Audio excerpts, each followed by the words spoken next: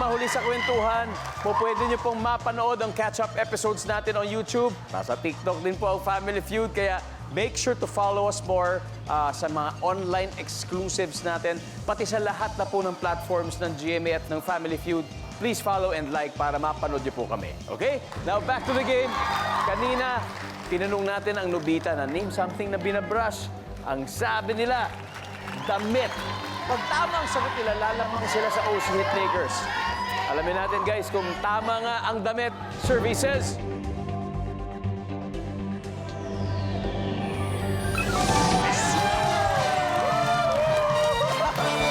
Swak na swak. After 3 rounds, finally, leading na ang Nobita sa score na 189 points. At may 52 points pa rin ang OC Hitmakers. Posible, di ba? Sabi ko sa inyo.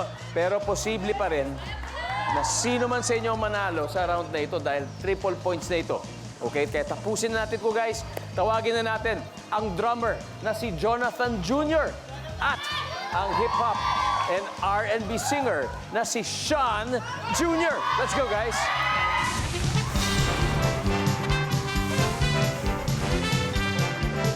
Ha! Ito na. Battle of the Juniors na to. Good luck, guys. Top 4 answers are on the board. This is it. Very, very important round for everyone. Ang tanong, anong posibleng gawin ni Mrs. sa flowers na bigay ng manloloko niyang asawa? Sean Jr. Itapon. Itapon. Itapon. Itapon daw, sabi ni Sean. Top answer.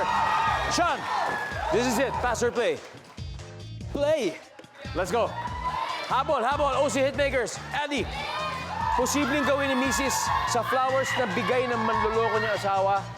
Sunugin. Sunugin! Nandyan ba yan? Nandyan. MRLD, ano kaya pwede pang gawin? Ibaon po. Ibaon sa lupa. Ibaon. Tinanim ulit. Survey says, wala. Ken Danaya. Di tanggapin.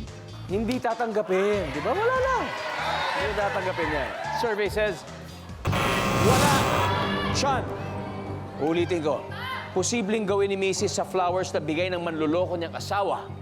Ihampas kay mister. Ihahampas. Survey says, okay. Adi, sana lang to. For the win. Okay. Kasi pag di mo makuha to, may chance sila mag-steal. Okay, Adi, don't worry, ulitin ko. Posibleng gawin ni Mrs. sa flowers na bigay ng manloloko niyang asawa. You got 3 seconds. Ilagay sa face. Nandyan ba yan? Ilagay sa vase! Wala! Jonathan. Ibalik. Ibabalik. Okay. Richmond. Wala na to, wala na to. Himayin. Himayin? Si loves me not. Mark. Ibalik. Ibalik din. Jason, wait lang, ulitin ko ha. Kapag hindi nyo makuha ito, Jason, mapupunta yung score sa kanila at mananalo sila. Jason, you gotta get this right. Ano ang posibleng gawin ni Mrs. sa flowers na bigay ng manloloko niyang asawa, Jason, for the win? Ipamigay. Ipamimigay. Okay? Di! Mali! Ipamimigay. Nandyan kaya yan? Makukuha kaya nila ito? Mapupunta kaya sa kanilang jackpot ngayong gabi? We'll see. Survey says...